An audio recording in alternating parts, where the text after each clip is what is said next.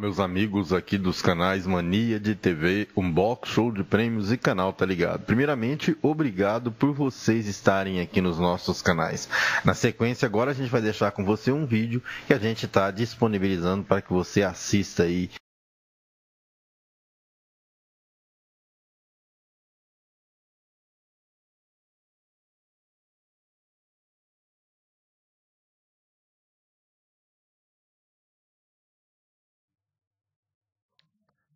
Fala pessoal, aqui é Sérgio Oliveira, instrutor especialista de treinamento de ar-condicionado da Samsung.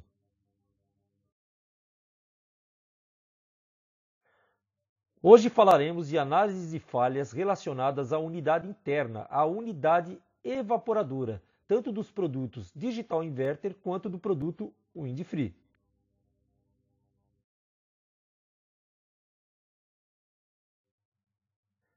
E vamos para a primeira análise.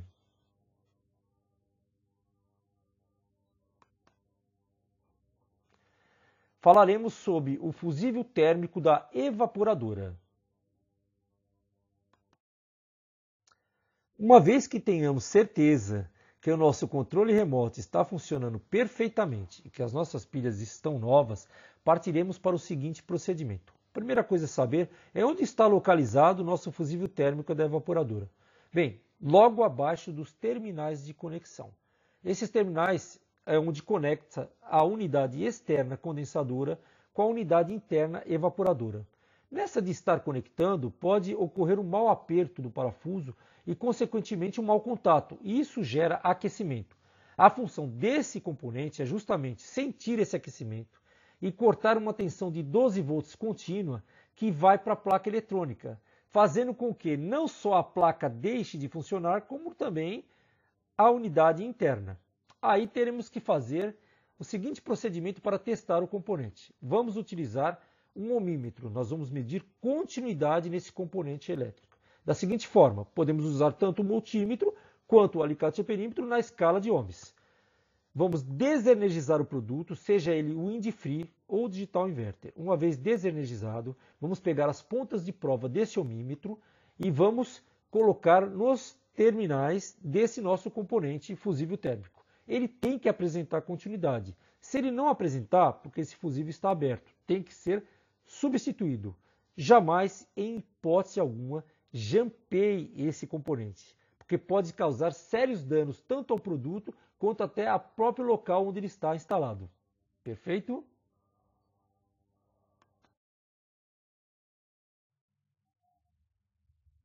E vamos para a segunda análise.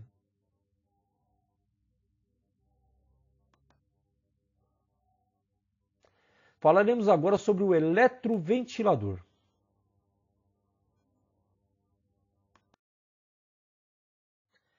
É o ventilador BLDC, alimentado por uma tensão de 310 volts contínua vinda da placa eletrônica. O primeiro teste que vamos fazer é um teste mecânico.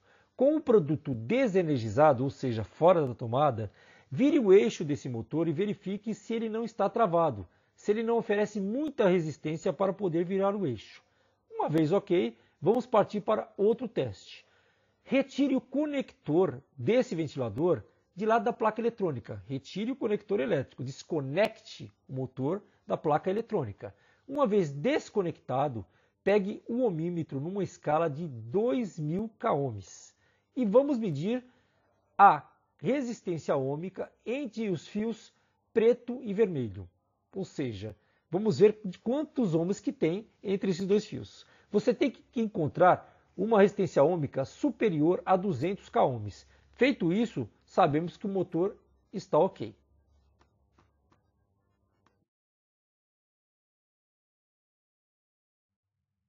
Agora partiremos para os testes diretamente na placa eletrônica. Bem, lembre-se, o conector do motor está desconectado na placa eletrônica.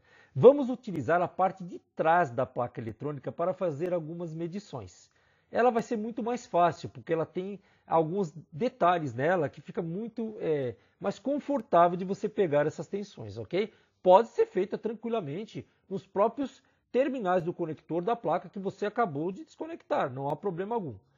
Primeira coisa, temos que voltar a energizar o equipamento para fazer esses testes. Por isso, tome muito cuidado no manuseio de todos os componentes nesse momento, ok?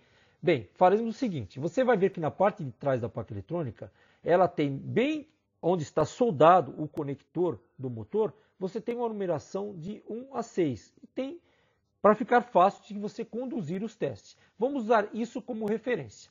Nós vamos ter que pegar um voltímetro na escala DCV, ou seja, tensão contínua, e vamos fazer as seguintes medições. A nossa referência básica é o ponto número 3. Vocês vão ver no decorrer dessa apresentação. Lá é a nossa referência para medir todos os demais pontos, ok? É o ponto GND. Então, com o nosso voltímetro na escala contínua, colocaremos a ponta de prova preta no número 3, que é a nossa ponta de prova negativa. E a nossa ponta de prova vermelha no 1. Teremos que encontrar aí 310 volts numa tensão contínua.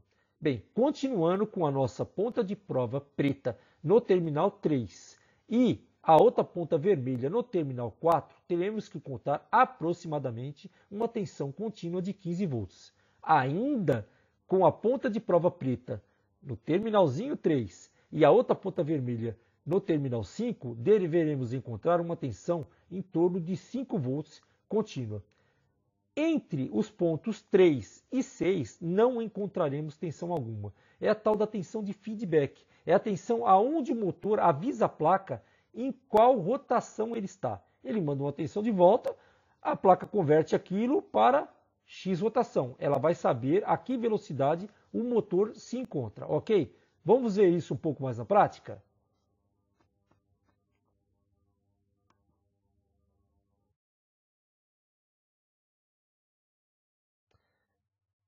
Bem, temos aí o nosso voltímetro numa escala de tensão contínua, exatamente do ponto 1 ao ponto 3.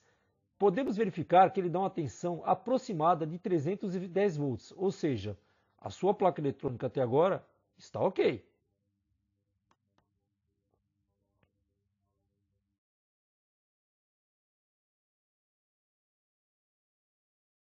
Partindo para o próximo teste, nos pontos 3 e 4, vamos verificar uma tensão aproximada de 15 volts, também indicando que a tua placa eletrônica está fornecendo essa tensão para o motoventilador. Por enquanto, tudo ótimo.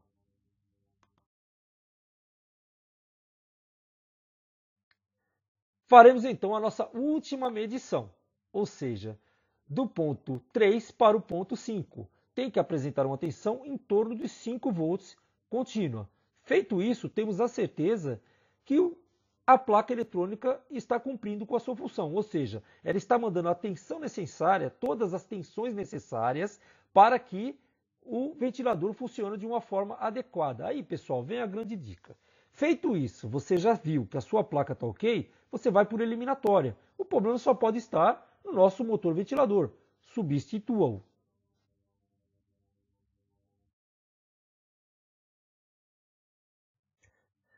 Falaremos agora sobre a nossa terceira análise.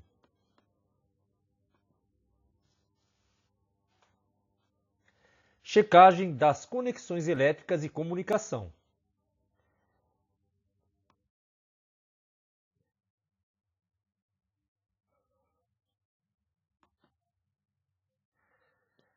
Erros de fiação.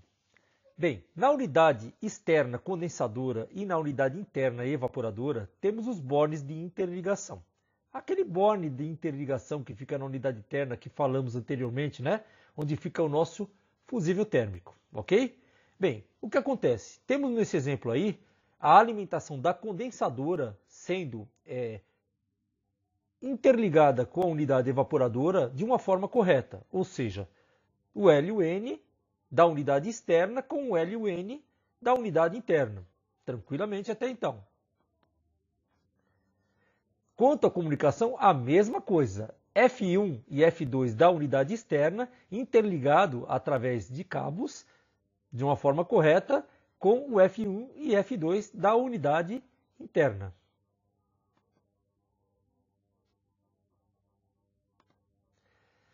Só que na hora de energizarmos a unidade externa, ao invés de colocarmos no L e o N, colocamos no F1 e F2, ou seja, da forma incorreta, mandando, por exemplo, uma tensão de 220 volts para o circuito de comunicação da unidade evaporadora e não para o circuito de força e energia.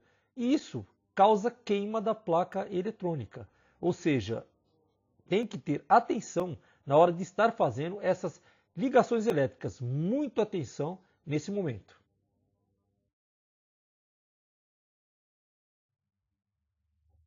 Outro erro comum é ligamos de uma forma correta na unidade condensadora a entrada de tensão, ou seja, nos pontos LN. Só que ao passarmos o cabo lá para dentro do local onde fica a unidade evaporadora, passamos eles cruzados. Ou seja, mandamos a energia elétrica novamente para o circuito de comunicação da unidade interna F1, F2, ao invés de mandarmos para o L e o N.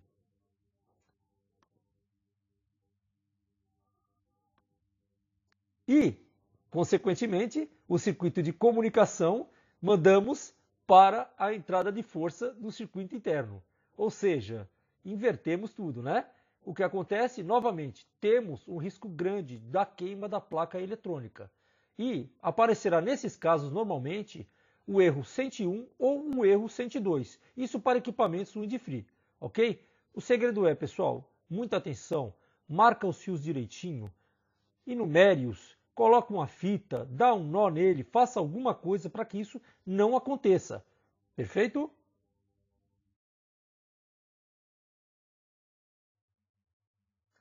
Vamos falar agora sobre a placa eletrônica SMPS. O que acontece é o seguinte, muitos erros, dado como o erro de motor ventilador BLDC ou até erro na placa eletrônica principal das unidades evaporadoras, tanto dos modelos Wind-Free quanto dos modelos Digital Inverter, é em decorrência dessa placa SMPS. Para isso, teremos que fazer alguns testes. O primeiro teste que vamos fazer é com os produtos desenergizados, fora da tomada. Pegaremos o multímetro na escala de Ohm e verificaremos a continuidade entre dois fusíveis existentes nessa placa. Um é o fusível que protege ela de sobrecorrente e o outro quanto ao curto no ventilador da evaporadora. Verificada a continuidade nesses fusíveis, estando tudo ok, passaremos para os próximos testes. Para os próximos testes, vamos utilizar essas imagens acima, onde estão numeradas de 1, 2 e 3. Vamos utilizar primeiro essa imagem número 1, ok? Essa imagem é onde recebe a tensão de 220 volts proveniente da unidade condensadora. Ou seja, pegaremos o multímetro na escala alternada de tensão e com o equipamento dessa vez energizado, verificaremos se está chegando nesses pontos a tensão de 220 volts alternada. Estando chegando, passaremos agora para o teste na imagem número 2. Lá vamos tomar a seguinte referência. Temos 3 pinos nessa imagem. Partindo da direita para a esquerda, o primeiro pino vamos chamar de número 1, o segundo número 2 e o último pino de número 3. O pino de referência em questão aí é o pino do meio, é o nosso GND. Agora teremos que trabalhar com o multímetro na escala de tensão contínua. Uma vez colocado, pegaremos a ponta de prova preta, a nossa ponta de prova negativa, e colocaremos no pino do meio, que é o pino número 2. E a ponta de prova vermelha no pino número 1, que é o primeiro pino. Temos que encontrar uma tensão ali de 12 volts contínua. Feito isso, ainda com o pino preto, ainda com a ponta de prova no pino número 2, que é o GND, a nossa ponta de prova preta, colocaremos a outra ponta de prova vermelha no pino número 3. E temos que encontrar uma tensão ali de 5 volts contínua. Feito isso, acabamos o teste nessa imagem número 2. Agora vamos para aquele conector vermelho, aquele da imagem número 3. Novamente, lembrando a referência. Da direita para a esquerda, numeraremos esses pinos. O primeiro pino é o 1, o 2 e o 3 é inexistente no caso desse conector, e os pinos 4 e 5 são existentes, são os dois últimos, ok? O nosso GND, a nossa referência aí, é o pino número 5. Ponta de prova preta do nosso multímetro, escala de tensão contínua, lá no nosso pino número 5. E vamos colocar a ponta de prova vermelha no nosso pino número 4. temos que encontrar uma tensão contínua que varia entre 17 e 27 volts nessas condições. Continuando com a nossa ponta de prova preta no pino 5 e agora a nossa ponta de prova vermelha lá no pino 1, teremos que encontrar uma tensão contínua de 310 volts ali. Pessoal, se a placa estiver nessas condições, já sabemos que a placa SMPS está ok, está funcionando de uma forma correta.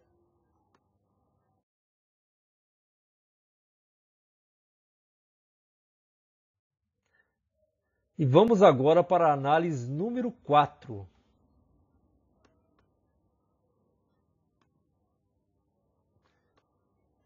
Erro de sensor.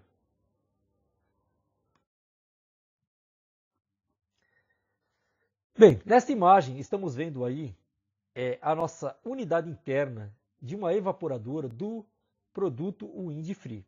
Então, ela é indicada através de um painel onde você pode visualizar exatamente 2 dígitos por vez. Então, em algum momento a imagem está mostrando o dígito onde está sendo ocupado pela letra E e o outro, o número 1. Em algum momento, um dígito 2 e o outro número 1. Se você juntar tudo isso, vai dar E121 ou erro 121. E121, ok? Então, essa forma de interpretar o que esse painel, esse display está mostrando para a gente. Ok, então já sabemos como visualizar a unidade interna no produto Windfree.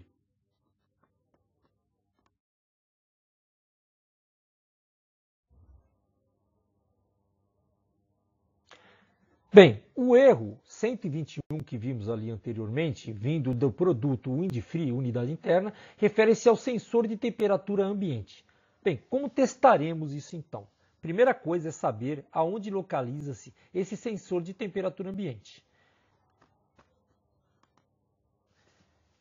Você, logo olhando frontalmente ao equipamento, ele tem a sua carenagem, você abrindo a tampa dessa carenagem, você vai verificar que ele está fixado conforme a imagem está demonstrando. O que temos que ver aí é se ele está bem fixado, se ele não está caído, não está removido dali e colocado em outro local, que pode alguém ter em algum momento, em alguma manutenção, porventura ter deslocado ele consecutivamente. Outra forma é seguir o cabo elétrico desse sensor até a placa eletrônica onde ele está conectado. Aí teremos que fazer um teste. Com um multímetro na escala de tensão contínua e desconectando esse sensor da placa, verificaremos se ele está com a tensão aproximada de 5 volts. Se ele estiver com a tensão superior a 5 volts contínua ou inferior a meio volts contínua, o problema está na placa eletrônica, ou seja, a placa eletrônica não está fornecendo a tensão necessária para que o sensor trabalhe corretamente. Nesse caso, sim, teremos que substituir a placa eletrônica. Mas também há o teste do sensor que pode ser feito. Isso veremos logo a seguir.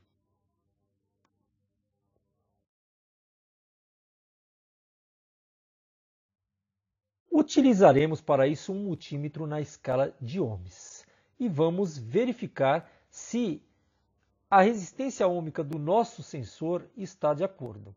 Esse sensor a uma temperatura de 25 graus teria que apresentar uma resistência ohmica de 10 k ohms, ou seja, 10.000 ohms. Então, desconectaremos ele da placa eletrônica. Para isso, o nosso produto já tem que estar desenergizado, primeiramente, e verificaremos através das duas pontas de prova do multímetro se ele se encontra com uma resistência ohmica em torno de 10.000 ohms. Mas veja que essa tabela não se restringe só à temperatura de 25 graus, porque de repente você está num dia mais quente, ele pode estar mais perto do 30 graus do que do 25. Então aí, pessoal, o segredo é usar o bom senso. Qual a temperatura ambiente hoje? Ela está mais próximo de qual valor dessa tabela? Mais próximo do nosso 25, está um dia mais frio, mais próximo de 20, está um dia mais quente, mais próximo de 30, e para cada valor de temperatura ambiente que se encontra na nossa unidade evaporadora, temos um valor de resistência ohmica. Mas a nossa referência, insisto em dizer, a 25 graus ele tem que estar em torno de 10.000 ohms ou 10 k ohms. Daí para frente é usar o bom senso, ok? Estando, é claro, nessas condições, o sensor está bom. Não estando com uma discrepância muito grande com relação a esse valor, temos que substituir o sensor.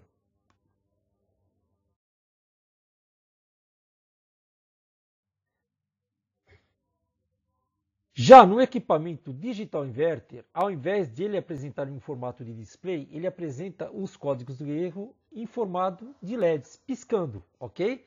Como mostra aí a imagem.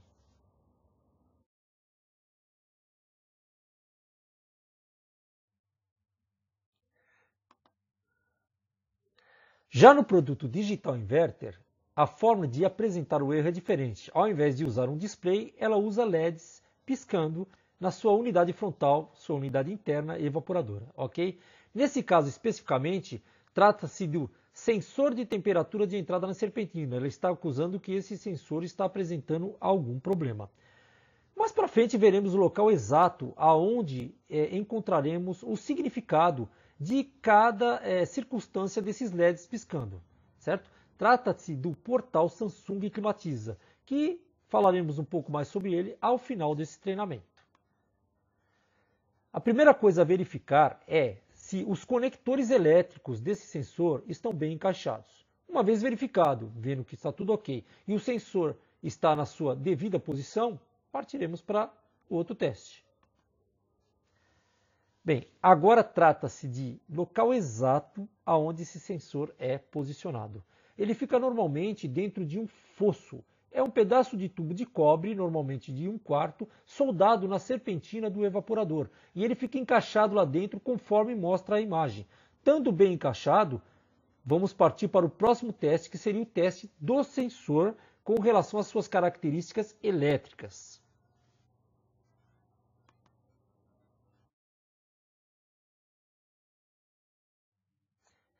O teste não é diferente aos testes de sensores feitos no produto Windfree. Utilizaremos novamente um multímetro na escala de ohms e tomaremos como referência a tabela que se encontra nesta imagem, ok? A uma temperatura de 25 graus, teremos que encontrar uma resistência ohmica em torno de 10 k ohms. Sim, desconectaremos o conector do sensor da placa eletrônica, colocaremos a ponta de prova do multímetro, as duas, a preta e a vermelha, nesse conector e verificaremos qual a sua resistência ohmica. Lembre-se, de repente, não teremos uma temperatura no local onde se encontra o sensor de 25 graus. Poderemos ter, por exemplo, naquele dia, um dia muito quente de 35. A referência iria mudar nesse caso. Conforme a nossa tabela, para uma temperatura de 35 graus, utilizaremos a referência 6,94 kΩ. Estando dentro desses valores, o sensor está ok. E vai ter vez que eles não vão estar com essa temperatura bem certinha, 25, 30 ou 35. Aí você vai utilizar, nesse caso, o bom senso. A mais próxima disso vai ser a sua referência, ok? Estando de acordo, seu sensor está ok. Estando com uma discrepância muito grande, tem a necessidade de trocar o nosso sensor.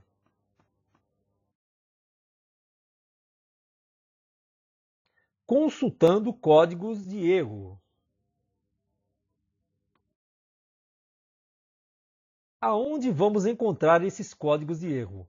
A Samsung disponibiliza um portal chamado Portal Samsung Climatiza. Para acessá-lo é www.samsungclimatiza.com.br.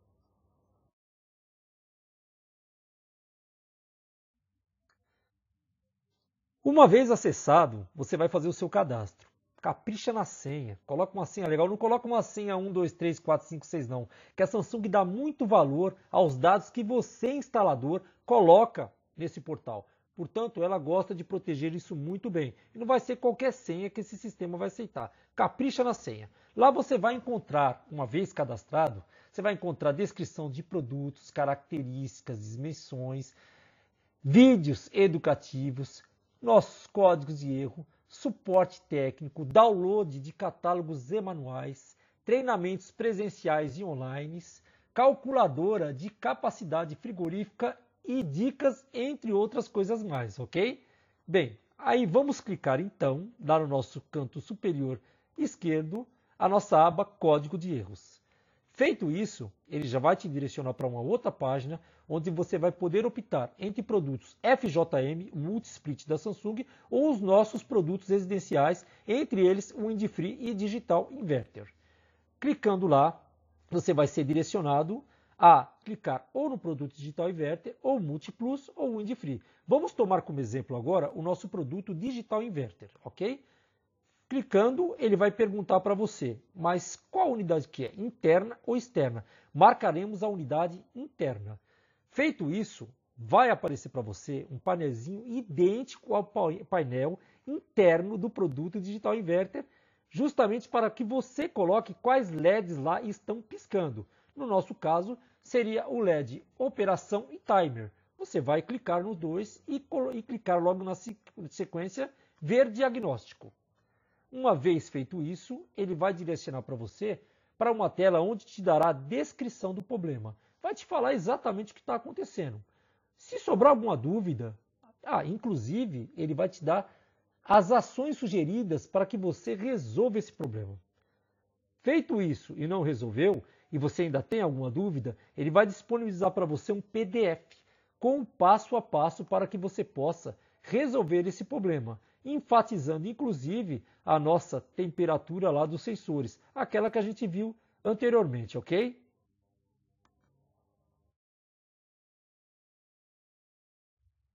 Às vezes, temos a possibilidade de fazer os testes nos sensores através de uma bancada.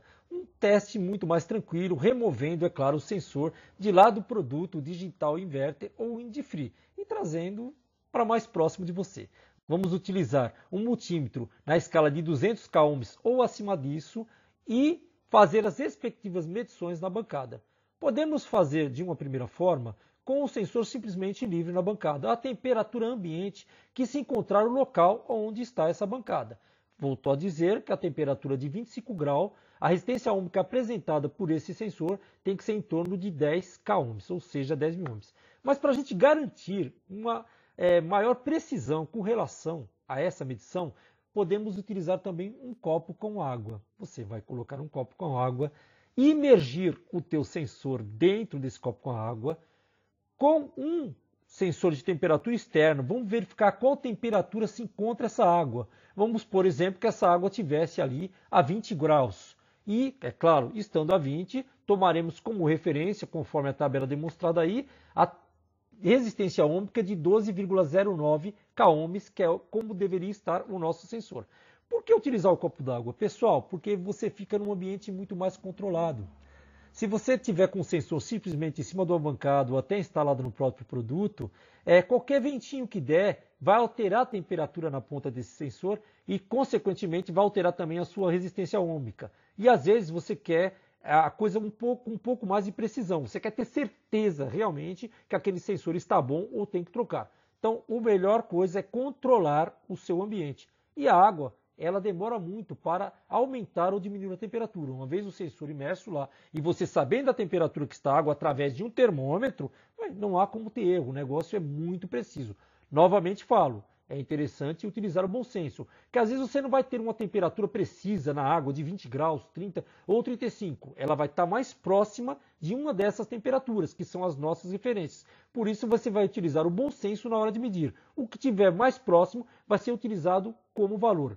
Volto a falar que não pode ter o quê? Uma discrepância muito grande. Tendo isso, você sabe que o seu sensor tem a necessidade de ser substituído, ok? E onde encontrar todas essas informações que falamos aqui agora nesse treinamento? A Samsung, pensando nisso, disponibiliza para você, instalador, uma apostila com mais de 200 páginas em formato PDF, onde não tem só as informações desse treinamento, como muitas outras informações preciosas e totalmente gratuita. O que fazer para baixar? Acesse o menu Treinamentos Presenciais, pegue a barra de rolagem à sua direita e vá até embaixo e você vai encontrar uma seção de apostilas. Clique em Apostila de Ar-Condicionado Completa 2018. Pessoal, aí é só baixar e enriquecer mais o seu conhecimento. Caso haja mais dúvidas, é só dar uma ligadinha para a gente no 0800 0244 300. É o Alô Climatiza.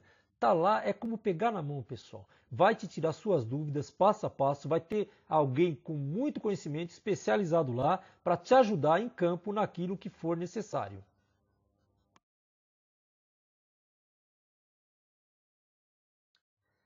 Bem, eu vou ficando por aqui, espero que tenham gostado desse treinamento e até a próxima.